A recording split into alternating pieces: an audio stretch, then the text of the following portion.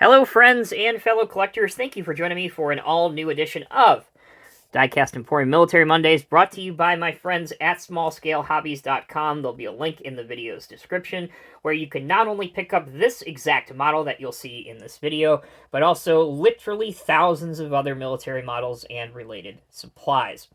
Alright, let's get started. Subject of today's video is the Assault Amphibious Vehicle, known as the AAV, or as the Marines call it, simply the Amtrak. To the military, it's known as the AAVP-7A1.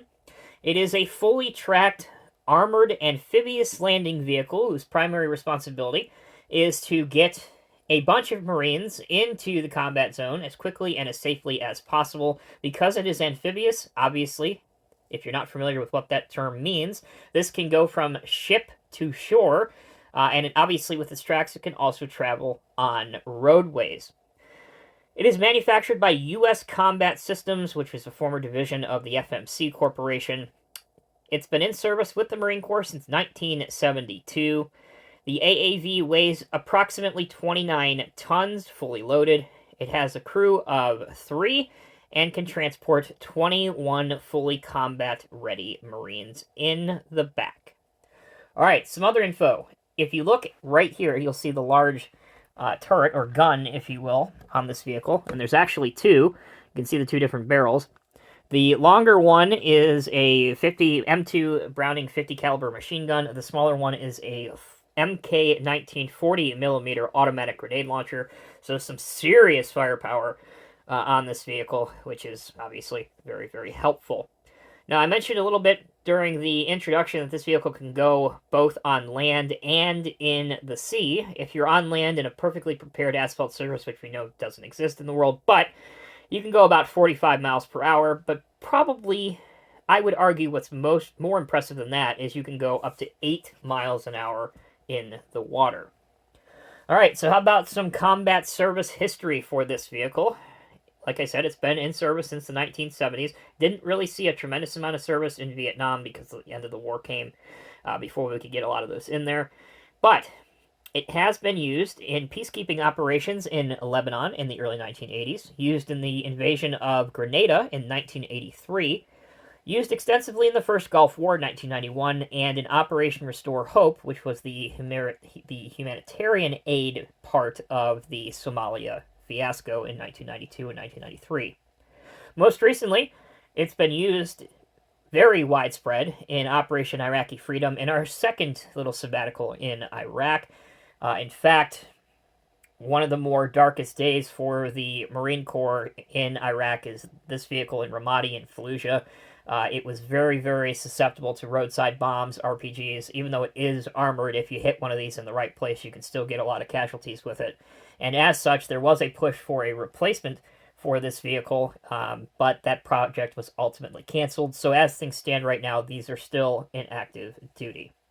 There are a couple other variations of this. This is obviously the main variation, but there is an AAVC, C for command, which a lot of the compartment in the back that would normally be for troops, or more specifically Marines, is radio and communication equipment. There is also an AAVR, R for recovery, so it would have a large recovery winch here, and again, pretty self-explanatory, used as a large tow truck type vehicle. Okay, the model you see in front of you that's been rotating around. This is a plastic kit by Trident. Item number 224100011. Trident does 4 or 5 of these. They do one of them like this. They do one with the new turret, old turret. I believe they do the recovery vehicle as well, and I think they may do the command and control version too.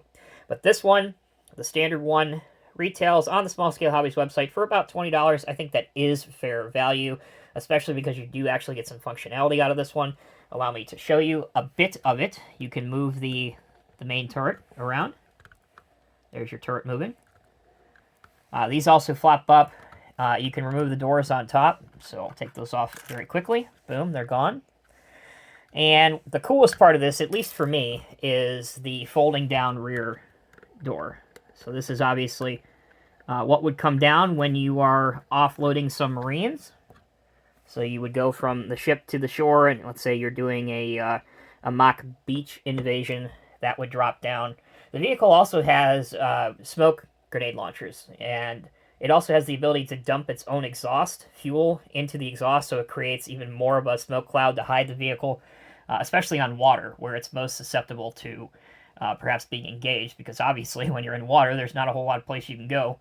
But it's really quite a cool vehicle. I like them a lot. I'm really surprised that it's taken 3 years here on Diecast Emporium for me to feature an LAV, but really hope it's been worth the wait. Let me know what you guys think down in the comment section below. If you're new here, please be sure to subscribe. It is absolutely free, costs you nothing but a moment of your time.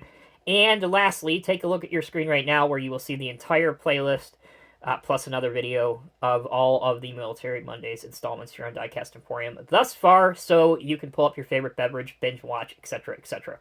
Thank you guys so much for watching. Really appreciate it. Take care, be well. We'll see you in the next review.